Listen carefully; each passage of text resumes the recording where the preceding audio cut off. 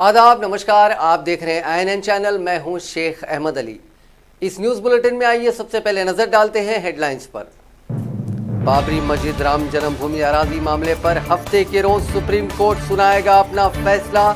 तमाम रियासतों को चौकन्ना रहने मरकज की हिदायत। चलो टैंक बंद प्रोग्राम को लेकर पुलिस और अपोजिशन में जोर आजमाई। पुलिस ने नहीं दी इजाजत, लेकिन हर हाल में प्रोग्राम मुनक्किद करने जेएसी और अपोजिशन पार्टीज का ऐलान। बीजेपी की मरकजी हुकूमत की माशी पॉलिसियों के खिलाफ कांग्रेस का मुल्क गिर एहतजाज। तेलंगाना के सभी अजला में मुजाहिरे।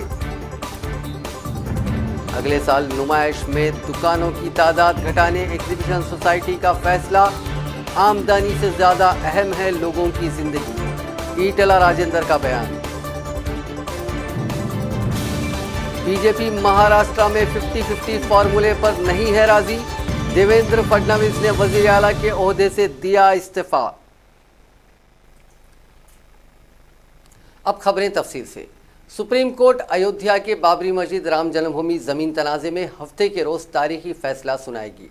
Chief justice Ranjan Gogoi, justice S A. Bobde, justice D Y. Chandrachud, justice Ashok Bhushan और जस्टिस अब्दुल नज़ीर की आईनी बेंच कल सुबह 10:30 बजे अपना फैसला सुनाएगी। सुप्रीम कोर्ट की वेबसाइट पर आज शाम एक नोटिस जारी करके इस बारे में मालूमात दी गई। आमतौर पर हफ्ते के रोज सुप्रीम कोर्ट में छुट्टी होती है और ऐसी उम्मीद जाहिर की जा रही थी कि मामले में 13 से 15 नवंबर के बीच फैसला आएगा, लेकिन गैर मुतवक्कत तौर पर फैसले के लिए कल की तारीख मुकर्रर की गई है। आईनी बेंच ने 40 दिन की समाअत के बाद गुज़िश्ता 17 अक्टूबर को फैसला महफूज कर लिया था। आरटीसी मुलाजिमीन की जॉइंट एक्शन कमेटी ने हफ्ते के रोज मिलियन मार्च के तर्ज पर चलो टैंक बंद प्रोग्राम का ऐलान किया है। हालांकि पुलिस ने इस एहतजाजी प्रोग्राम की इजाजत नहीं दी, लेकिन जेएसी के कायदीन ने अपोजिशन जमातों के साथ सीपीआई के दफ्तर मखदूम भवन में हंगामी इजलास मुनक्किद किया और इस बात का अहद किया कि पुलिस की जानिब से इजाज़त ना देने के बावजूद किसी भी सूरत में चलो टैंक बंद प्रोग्राम मुनक्किद किया जाएगा। इजलास में तेलंगाना जन समिति के सदर प्रोफेसर कोदंडराम, तेलुगु देशम के रियासती सदर L Ramana, CPI secretary Chada Venkat Reddy, K Narayana, CPM कायद टी वीरभद्रम और दूसरों ने शिरकत की। इजलास में पुलिस की जानिब से शहर और अजला में आरटीसी के हड़ताली मुलाजमीन और अपोजिशन कारकुनों की गिरफ्तारियों की मजम्मत की गई।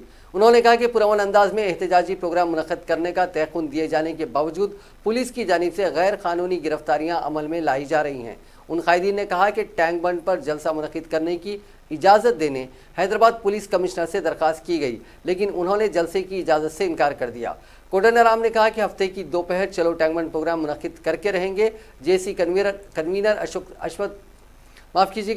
कन्वीनर अश्वत्थामा रेड्डी ने कहा कि चलो टैंक बंद प्रोग्राम में हिस्सा लेने के लिए आरटीसी के मुलाजिमीन आज रात ही हैदराबाद पहुंच जाएंगे। सीपीएम कायद वीरभद्रम ने कहा कि हाईकोर्ट की जानिब से हुकूमत की सरजनिश किए जाने के बावजूद चीफ मिनिस्टर चंद्रशेखर राव के रवैये में कोई तब्दीली नहीं आ रही है। आंध्र प्रदेश आरटीसी तेलंगाना आरटीसी से अभी अलग नहीं हुई है, इसलिए रियासती हुकूमत को पॉलिसी साज फैसलों का हक नहीं है। सीपीआई कायद चाड़ा वेंकट रेड्डी ने कहा कि मरकजी हुकूमत की इजाज़त के बगैर आरटीसी को प्राइवेटाइज करने का हक नहीं है। उन्होंने कहा कि हड़ताली मुलाजिमीन से बतौर इजहार यगानिगत इज्तिमाई भूख हड़ताल शुरू की जाएगी।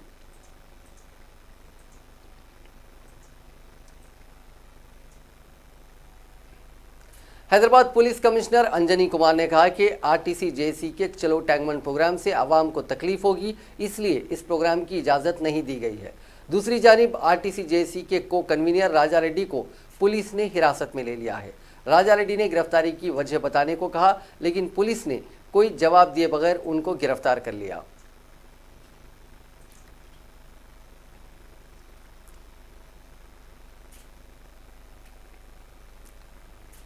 तेलंगाना पीसीसी के सदर व रुकने पार्लियामेंट उत्तम कुमार रेड्डी ने आरटीसी की जॉइंट एक्शन कमेटी के चलो टैंक बंद प्रोग्राम को कामयाब बनाने की पार्टी कायदीन और कारकुनों से अपील की है। उन्होंने कहा कि कांग्रेस पार्टी आरटीसी के हड़ताली मुलाजिमीन के मुतालबात की पूरी तायद करती है। अपने जायज़ मुतालबात के हुकूक के लिए हड़ताल करने वाले मुलाजिमीन को हमारी मुकम्मल तायद रहेगी।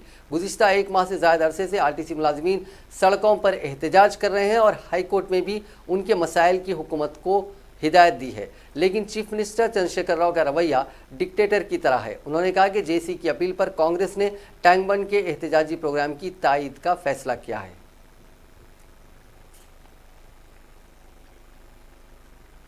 तेलंगाना आरटीसी की निजीकारी के फैसले के खिलाफ तेलंगाना जन समिति के नायब सदर विश्वेश्वर राव की जानिब से दाखिल करदा मफाद आमा की दरखास्त की समाअत आज तेलंगाना हाई कोर्ट में की गई। दरखास्त गुजार ने अदालत से ख्वाहिश की कि आरटीसी के 5100 रूट्स की निजीकारी की इजाज़त देने के सिलसिले में रियासती काबीना की जानिब से किए गए फैसले को रोका जाए। इस दरखास्त की समाअत करते हुए हाईकोर्ट ने हुकूमत को हिदायत दी कि वह जवाबी हलफनामा दाखिल करे। साथ ही अदालत ने काबीना की प्रोसीडिंग्स की भी अदालत में पेश करने की हुकूमत को हिदायत दी। अदालत ने हिदायत दी कि पीर तक निजीकारी के मसले पर कोई भी फैसला ना लिया जाए। इस मामले की आइंदा समाअत 11 नवंबर तक मुलतवी कर दी गई है।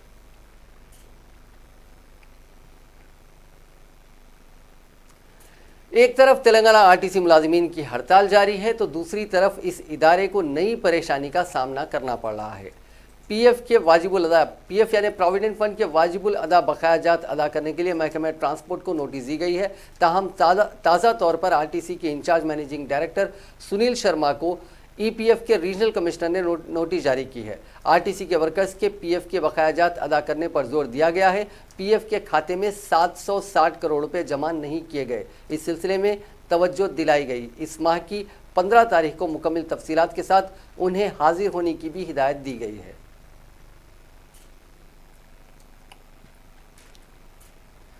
कांग्रेस पार्टी ने नोटबंदी के 3 साल मुकम्मल होने पर जुमे के रोज़ पूरे मुल्क में मुजाहरे करके रैलियां निकाली और कहा कि वज़ीर आज़म नरेंद्र मोदी को अपने इस तुगलकी फरमान के लिए मुल्क के अवाम से माफ़ी मांगनी चाहिए।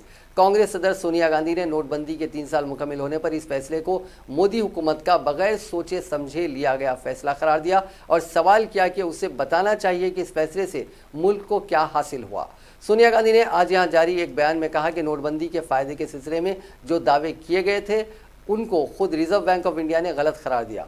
वज़ीर आज़म नरेंद्र मोदी और उनके साथी भी शायद इसे बेतुका फैसला मान चुके थे, इसलिए 2017 के बाद उन्होंने इस सिलसिले में तबसरा करना बंद कर दिया।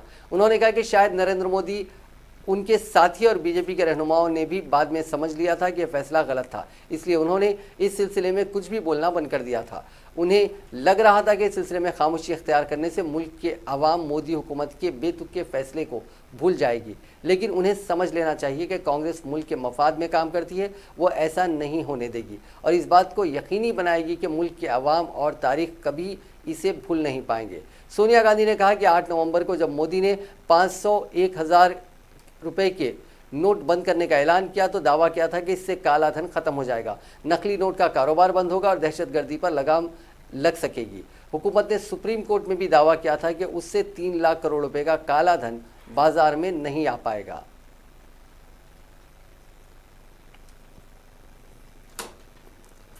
मुल्क में नोट की मनसूखी के असर पर किताब लिखने वाले मशहूर माहिर इख्तिसादियात अरुण कुमार ने कहा है कि मोदी हुकूमत के इस फैसले से गुज़िश्ता 3 वर्षों के दौरान मुल्क को 27 लाख करोड़ रुपए का नुकसान हुआ है।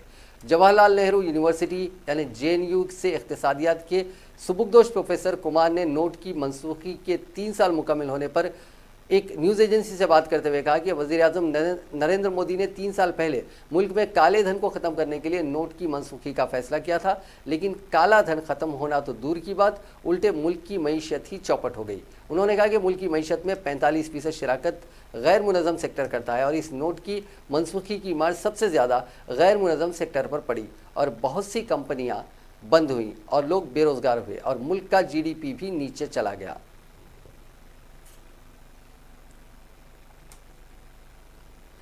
तेलंगाना कांग्रेस के कायदीन ने आज मरकज़ और रियासती हुकूमत की मुखालिफ अवाम और माशी पॉलिसियों के खिलाफ मुजाहरे करते हुए गवर्नर तमिलिसाई सौंदरराजन को एक याददाश्त पेश की। कुल हिंद कांग्रेस कमेटी की हिदायत पर आज रियासत भर के तमाम जिला कलेक्ट्रेट्स के रूबरू कांग्रेस कायदीन और कारकुनों ने एहतजाज व धरने दिए। हैदराबाद में कांग्रेस की जानिब से पार्टी के हेडक्वार्टर गांधी भवन से राजभवन तक रैली निकालने की कोशिश की, ताहम पुलिस ने रैली की इजाज़त नहीं दी। नामपल्ली में वाक़ गांधी भवन के पास पुलिस की भारी जमीयत को तैनात किया गया था, जहां कांग्रेस के सैकड़ों कारकुन मरकज़ और रियासती हुकूमत के खिलाफ एहतजाज किया। इस दौरान पुलिस ने कांग्रेस के कई कारकुनों को हिरासत में ले लिया। बाद कांग्रेस के 11 कायदीन पर मुश्तमिल एक वफद ने राजभवन पहुंचकर गवर्नर को याददाश्त पेश की। बादशाह मीडिया से बात करते हुए तेलंगाना कांग्रेस के इंचार्ज आरसी कुंतिया ने कहा कि मरकज की बीजेपी हुकूमत की गलत माशी पॉलिसियों से फिर एक मरतबा मुल्क में सोने को फरोख्त करते हुए हुकूमत चलाने की नौबत आ गई है। नेहरू के दौर में जो इदारे कायम हुए थे, इन इदारों को प्राइवेटाइज करने का अमल जारी है। एक भी इंतखाबी वादे को पूरा नहीं किया गया। पुरानी करेंसी को मनसूख करते हुए मुल्क की मईशत को पीछे ढकेल दिया गया। तेलंगाना में आरटीसी को और कौमी सतह पर एयर इंडिया, बीएसएनएल और दीगर इदारों को खानगियाने का फैसला किया गया। सीएलपी लीडर भट्टी विक्रमार्का ने कहा कि नरेंद्र मोदी हुकूमत के गलत फैसलों से मुल्क को काफ़ी नुकसान हो रहा है। रोजगार से अवाम महरूम हो रहे हैं। जीडीपी 3% तक पहुंच गई है। रियासत में भी मालिया का बहरान पड़ गया है। लाखों करोड़ रियासत को मखरूज कर दिया गया है।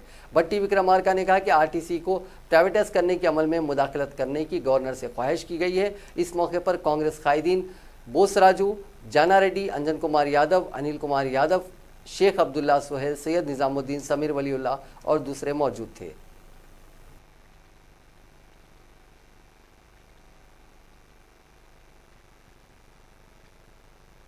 आज श्रीमती सोनिया गांधी जी के आदेश पर Telangana Pradesh Congress committee, Hyderabad city Congress committee, Telangana Pradesh Congress committee minorities की जानिब से चलो राजभवन की एक बहुत बड़ी रैली निकाली गई है। इस रैली के अंदर हम इस बात को मैसेज देना चाहते हैं आवाम तक कि जो आज के हालात है, जो इकोनॉमिक इश्यूज पूरे हिंदुस्तान के अंदर है, वो तमाम इश्यूज जो है पूरे बर्बाद हो गए हैं। छोटे बड़े कारोबार करने वाले तमाम लोग बर्बाद हो गए हैं। नरेंद्र मोदी का हर वो डिसीजन आवाम को परेशान करने वाला डिसीजन है। लेकिन जब कभी भी नरेंद्र मोदी बात करते हैं तो कभी हिंदू की बात करते हैं तो कभी मुसलमानों की बात करते हैं। खाली हिंदू मुसलमान में जो है ना लोगों को डिवाइड करने का काम किया है। लेकिन जो इकोनॉमिक इश्यूज जो आज हमारे पूरे वर्ल्ड में जो इकोनॉमिक इश्यूज हुए उसको किस तरह से प्रोटेक्ट करना, उसके बारे में कोई काम नहीं कर रहा है। आज जो है ना RCEP के बारे में साइन करने की कोशिश कर रहे हैं, जिसकी वजह से तमाम छोटी बड़ी इंडस्ट्री जो डोमेस्टिक इंडस्ट्री है पूरी मर जाएगी। जब चाइना वाले आके यहाँ पे अपना प्लेटफॉर्म बनाएंगे इंडिया के अंदर तो हालात क्या होने वाले हैं, इसके बारे में जो है हमारे आवाम को सोचने की जरूरत है। आज जो है ना इसको अगेंस्ट में हम एक बहुत बड़ी रैली निकाल रहे हैं। गांधी भवन से राजभवन तक चलो राजभवन में रैली निकाल रहे हैं। मैं तमाम लोगों से गुजारिश करता हूं कि जो है इसको कामयाब बनाएं। स्ट्रांगली कंडेम ये राज्य सरकार का जो आज हमको कांग्रेस भवन से बाहर आने के लिए भी रोक दिया। हमारा ख्याल में सारा देश में, सारा दुनिया में भी कहीं ऐसा एक डेमोक्रेटिक कंट्री में नहीं होता है कि कोई भी विरोधी पार्टी हो, सबको अपना अपना प्रतिवाद, प्रोटेस्ट रखने का अधिकार है। मगर ये सरकार इतना अनडेमोक्रेटिक, इल्लीगल है कि कांग्रेस भवन से बाहर आने के लिए नहीं दिया गया। वी स्ट्रांगली कंडेम इट और कांग्रेस पार्टी की तरफ से भी हम लोग ह्यूमन राइट कमीशन का पास और गवर्नर साहब को भी बोले हैं और प्रेसिडेंट को भी बोलेंगे। साथियों, आज जो आरटीसी का बारे में बोल रहे थे, आरटीसी स्ट्राइक करके 50,000 वर्कर को डिसमिस किया है और 50% रूट को प्राइवेटाइजेशन किया है। अभी खबर मिली है कि हाई कोर्ट स्टे ऑर्डर दिया है, उसको कांग्रेस पार्टी की तरफ से हम स्वागत करते हैं। मगर इसमें कोई अंतर नहीं है। ये मोदी एंड केसीआर जैसे हमने बोला था, ये आरटीसी को प्राइवेटाइजेशन कर रहा है और इधर मोदी एनटीपीसी, एनएचपीसी, जितना भी पब्लिक सेक्टर है, एयर इंडिया, सबको प्राइवेटाइजेशन करके बेच रहे थे। हमको भी ये मजाक की बात है। इधर बीजेपी बोले आरटीसी प्राइवेटाइज का विरुद्ध में लड़ाई करते हैं, मगर ये नहीं बोलते हैं कि रेलवे, इलेक्ट्रिसिटी, एनएचपीसी, एनटीपीसी, सभी पब्लिक सेक्टर। कामारेड्डी में भी कांग्रेस की जानिब से मरकज और रियासती हुकूमतों के मुखालिफ अवाम पॉलिसियों के खिलाफ एहतजाज किया गया। इस मौके पर बाइक रैली निकाली गई और धरना चौक पर एहतजाजी प्रोग्राम मुनक्किद किया गया। धरने से साबिक वजीर मोहम्मद अली शब्बीर ने खिताब करते हुए कहा कि तेलंगाना हुकूमत के सरबराह चंद्रशेखर राव ने रियासत को मखरूज बना दिया है। कांग्रेस के 16 चीफ मिनिस्टर्स ने मिलकर जो खर्च हासिल नहीं किया, वो खर्च केसीआर ने अकेले ही किया है।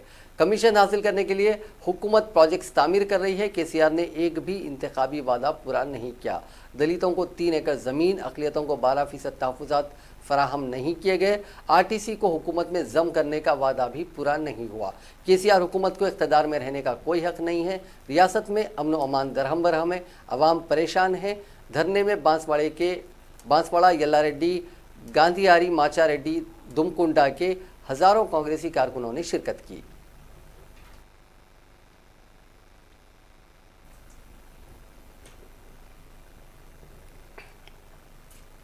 Hyderabad city Congress committee minorities department के सदरनशीन समीर वलीउल्लाह ने तेलंगाना रियासत खासकर हैदराबाद में डेंगू, मलेरिया और वायरल फीवर के लगातार बढ़ते मामलों पर गहरी तशवीश का इजहार किया।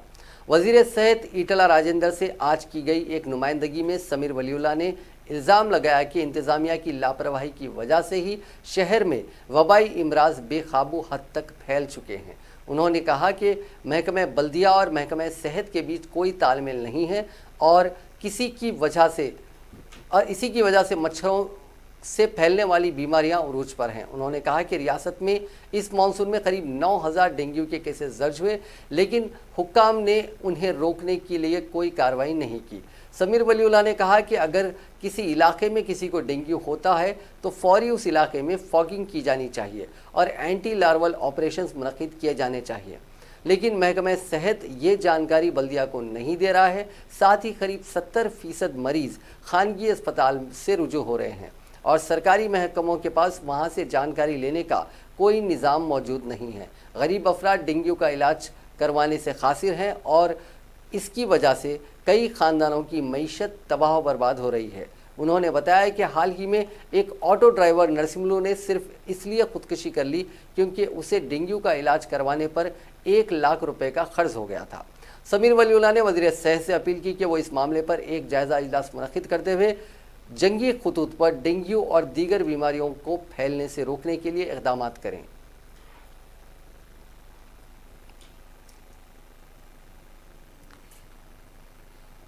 रियासती हुकूमत ने गरीबों के लिए तामीर किए जाने वाले डबल बेडरूम के मुकम्मिल होने वाले मकानात को जनवरी से इस्तिफादा कुनिंदगान में तकसीम करने का फैसला किया है। हुकूमत ने स्लम इलाकों में बसने वाले गरीब अफराद की ज़मीन हासिल करते हुए इस मकाम पर डबल बेडरूम की कॉलोनियाँ तैयार की हैं। जिन कॉलोनियों में मकानात की तामीर का अमल मुकम्मिल हो गया है, उन कॉलोनियों से इस्तिफादा कुनिंदगान में मकानात तकसीम किए जाएंगे। बताया गया है कि कबल ही इन कॉलोनियों के बेनिफिशरीज़ का इंतखाब हो गया है। हुकूमत ने ग्रेटर हैदराबाद म्यूनसिपल कॉर्पोरेशन के हदूद में बसने वाले गरीब ख़ानदानों के लिए हैदराबाद, रंगारेड्डी, मेडचल, संगारेड्डी में 1 लाख मकानात की तामीर का फैसला किया था, जिनमें से अब तक 11,000 मकानात की तामीर मुकम्मिल हो गई है, जिनमें रामपल्ली, अहमदगुड़ा में तकरीबन 10,000 मकानात शामिल हैं। इसके अलावा गरीबों से ज़मीन हासिल करते हुए उनकी अराजी पर सिंगम चेरुवू, तांडा, गाजुला रामामन, अमीनपुर, जम्मी गद्दा, खिड़की, बोध अली शाह, सैयद साहब का बाड़ा और दीगर मकामात पर मज़ीद 1000 मकानात की तामीर भी मुकम्मिल हो गई है। बताया गया कि इन इलाकों में मकानात की तामीर का अमल मुकम्मिल हो गया है, लेकिन बरक़ी, पीने का पानी और ड्रेन की सहूलत फराहम करना बाकी है। आइंदा 2 माह में इस अमल को मुकम्मिल करते हुए मरहलावार असास पर नए साल से जनवरी में डबल बेडरूम के मकानात गरीब ख़ानदानों में तकसीम किए जाएंगे। GHMC के अहदेदारों के मुताबिक एक मकान की तामीर पर 7.5 लाख रुपए के अखराजात आयद हुए हैं, जबकि बुनियादी सहूलतों की फराहमी के सिलसिले में मज़ीद 1.5 लाख रुपए हर मकान पर खर्च हो रहे हैं। इसी तरह मजमूई तौर पर एक डबल बेडरूम के मकान पर 9 लाख रुपए खर्च किए गए हैं। ग्रेटर हैदराबाद में गरीबों के लिए 3 मरहलों में 1 लाख मकानात की तामीर करने का निशाना मुकर्रर किया गया है। इन मकानात की तामीर पर तकरीबन 8,500 करोड़ रुपए के अखराजात आयद होंगे। ग्रेटर हैदराबाद में 117 मकामात पर 1 लाख मकानात की तामीरी काम शुरू किए गए हैं, जिनमें 11,000 मुकम्मिल हो गए हैं।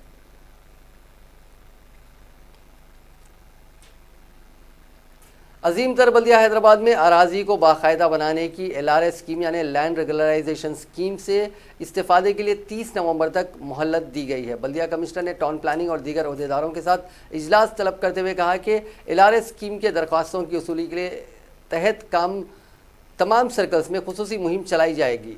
कमिश्नर ने कहा कि 31 दिसंबर 31 दिसंबर 2016 तक इस स्कीम के तहत दाखिल की गई दरखास्तों का फिर एक बार जायजा लिया जाएगा और दिसंबर 2019 तक दरखास्तों की यकसुई की जाएगी। उन्होंने कहा कि इस स्कीम के तहत 85,291 दरखास्तें वसूल की गए हैं, जिनमें 25,935 दरखास्तों पर कार्रवाई की जा रही है।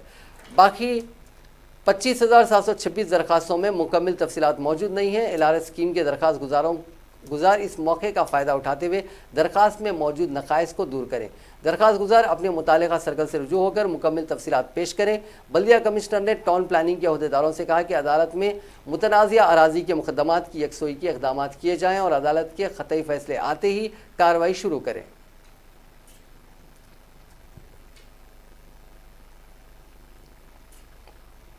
वज़ीर पंचायत एरबल्ली दयाकर राव ने कहा है कि अवामी फलाह बहबूद के कामों में तेलंगाना रियासत मुल्क भर के लिए मिसाल बन गया है। उन्होंने मरकज़ी हुकूमत से दरख्वास्त की है कि वो प्राइम मिनिस्टर ग्राम सड़क योजना स्कीम के तहत सड़कों की मंजूरी में तेलंगाना रियासत को अव्वलीन तरजीह दे। वजारत दही तरक्यात की जानिब से हरीता प्लाजा में रीजनल ट्रेनिंग प्रोग्राम की इफ्तिताही तकरीब में शिरकत के बाद वज़ीर पंचायत राज दयाकर राव ने कहा कि प्राइम मिनिस्टर ग्राम सड़क योजना स्कीम के तीसरे मरहले स्कीम के तहत 3 मरहलों में मरकज़ी हुकूमत ने माली साल 2019-20 में तेलंगाना के लिए 4,427 किलोमीटर को मंजूरी दी है। उन्होंने इसमें इजाफा करते हुए उसे 4,000 किलोमीटर तक पहुंचाने की ख्वाहिश की।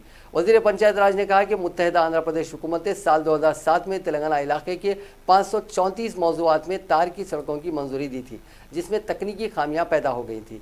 इसे दुरुस्त करने की ज़रूरत है। उन्होंने कहा कि तेलंगाना हुकूमत अवामी बहबूद के कामों पर हज़ारों करोड़ रुपये खर्च कर रही है। आसरा स्कीम के तहत जो रकम खर्च की जा रही है, मुल्क की किसी भी रियासत में इस कदर रकम खर्च नहीं हो रही है। घर घर पीने के पानी की सरबराही के लिए मिशन भागीरथा प्रोग्राम को शुरू किया गया है। नुमाइश सोसाइटी के सदर व रियासती वजीर ईटला राजेंद्र ने कहा है कि नुमाइश सोसाइटी के लिए आमदनी से ज़्यादा इंसानी ज़िंदगी की अहमियत है। वज़ीर सेहत ने नुमाइश के मौके पर किसी भी तरह आतिशज़दगी के वाक़यात पर काबू पाने के लिए किए जाने वाले इक़दामात का जायज़ा लिया। उसके बाद मीडिया से बात करते हुए उन्होंने कहा कि नुमाइश के मौके पर बरक़ी सरबराही ज़ेर ज़मीन से होगी। आइंदा 20 साल तक ये निज़ाम मुस्तहकम रहेगा। जनवरी के महीने में 80वीं नुमाइश मुनक़िद होने वाली है। गुज़िश्ता साल हुए आतिशज़दगी के वाक़या पेश आया था, जिसमें जानी नुकसान नहीं हुआ लेकिन माली नुकसान हुआ था। इस वाक़े के बाद ये फ़ैसला लिया गया था कि दोबारा इस तरह के वाक़यात रौनुमा ना हो, इसलिए इक़दामात किए जाएँ।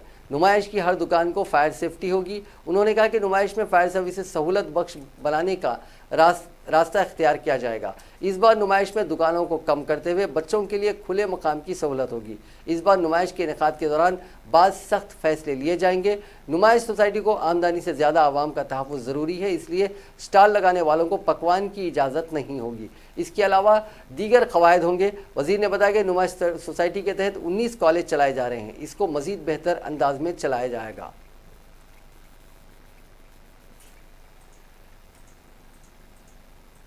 एटी ईयर्स एग्जीबिशन ओपन करने का यहाँ पे जो प्लान चल रहा है, एग्जीबिशन सोसाइटी के अंदर बड़ा एक्सीडेंट्स फायर एक्सीडेंट्स नहीं हुआ था, मगर लास्ट ईयर जो फायर एक्सीडेंट हुआ लकीली ह्यूमन लॉस नहीं हुआ था। थोड़ा लॉस हुआ था। वो लॉस के बारे में आप जानते हैं, हम थोड़ा सपोर्ट किए थे। एग्जीबिशन सोसाइटी के ऊपर 18 कॉलेज जो गरीब बच्चों के लिए जो एजुकेशन दे रहा है, आने वाले दिन में और अच्छा चलाने का हम कोशिश कर रहा है। लास्ट टाइम जो इंसिडेंट हुआ था, वो इंसिडेंट आने वाला दिन में कैसा कंट्रोल करना, लोगों का जो प्राण, जो प्रॉपर्टी नष्ट नहीं होने से हम यहाँ पे फायर सेफ्टी मेजर्स के लिए टैंक्स बना के पाइपलाइन डाल के एक एक शॉप के पास एक एक शॉप ओनर ऑपरेट करना जैसा फायर सिस्टम एस्टेब्लिश कर रहा है। जो loose lines, electricity loose lines, इससे पहले था सुपरफिशियल लाइंस था, वो पूरा निकाल के अंडरग्राउंड केबल लाइंस डाल रहा है।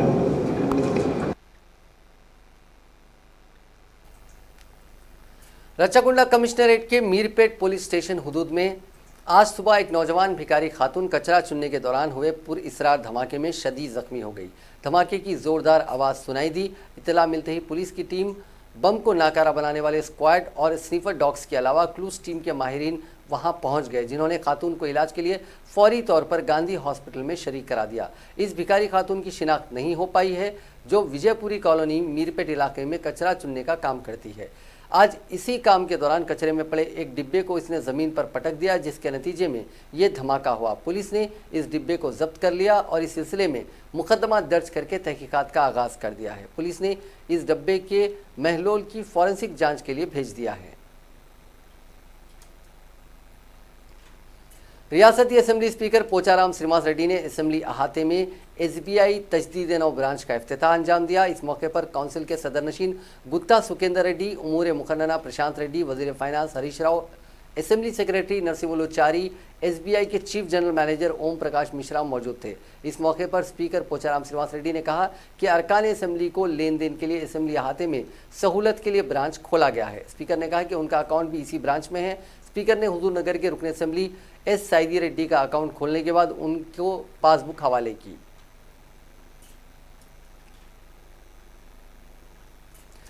शिवसेना की जिद ने अपना असर दिखा दिया है और वजीर आला देवेंद्र फडणवीस को अपने ओहदे से इस्तीफा देना पड़ा। उन्होंने गवर्नर भगत सिंह कोश्यारी से मुलाकात करके उन्हें अपना इस्तीफा नामा सौंप दिया। इस्तीफा सौंपने के बाद फडणवीस ने प्रेस कॉन्फ्रेंस का खिताब किया, जिसमें उन्होंने कहा कि वो इत्तेहाद की हुकूमत कायम करना चाहते थे, लेकिन उद्धव ठाकरे ने कहा कि उनके लिए सभी रास्ते खुले हैं। देवेंद्र फडणवीस ने प्रेस कॉन्फ्रेंस के दौरान उद्धव ठाकरे पर कई तरह के इल्ज़ाम आयद किए हैं। उन्होंने ये भी कहा कि इलेक्शन का नतीजा बरामद होने के बाद उद्धव जी ने उनसे फ़ोन पर बात नहीं की, बल्कि NCP कांग्रेस से बातचीत करना उन्होंने ज़्यादा मुनासिब समझा।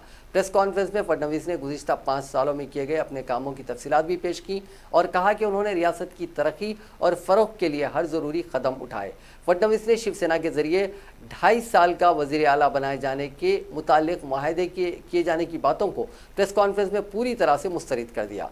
उन्होंने कहा कि इस तरह का कोई मुआहदा शिवसेना के साथ नहीं हुआ था और उन्हें अफसोस है कि शिवसेना ने BJP के साथ इत्तेहाद करने के बावजूद हुकूमत साजी में उसका साथ नहीं दिया।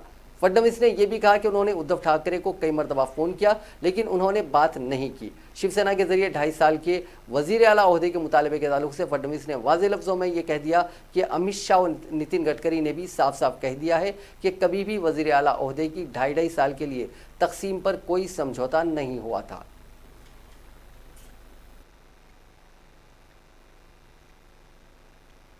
के आदरणीय राज्यपाल जी से मिला, मैंने मेरा इस्तीफा आदरणीय राज्यपाल जी को सौंपा है।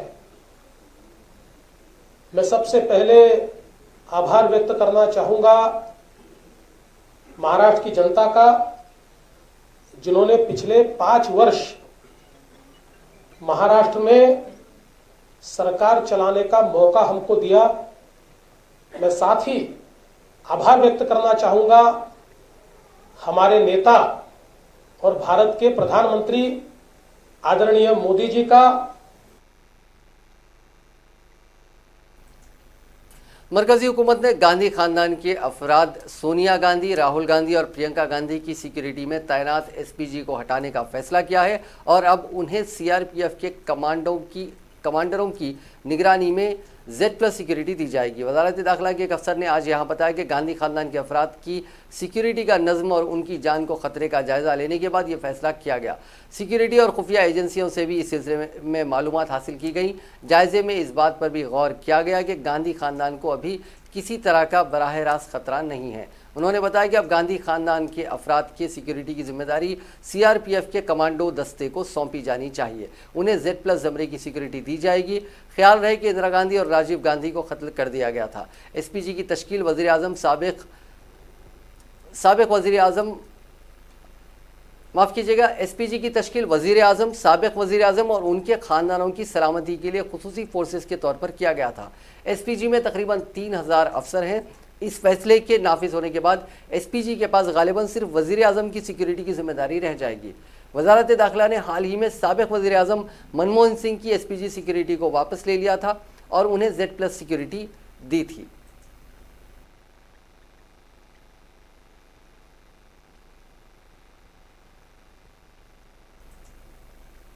नाजरीन, आखिर में एक बार फिर से नजर डालते हैं हेडलाइंस पर। बाबरी मस्जिद राम जन्मभूमि अराजी मामले पर हफ्ते के रोज सुप्रीम कोर्ट सुनाएगा अपना फैसला।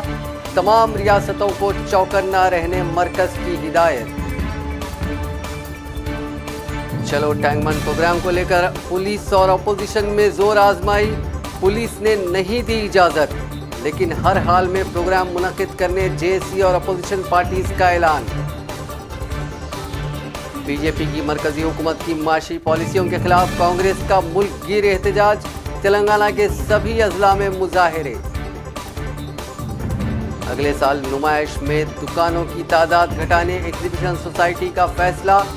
आमदनी से ज्यादा अहम है लोगों की जिंदगी, ईटला राजेंद्र का बयान।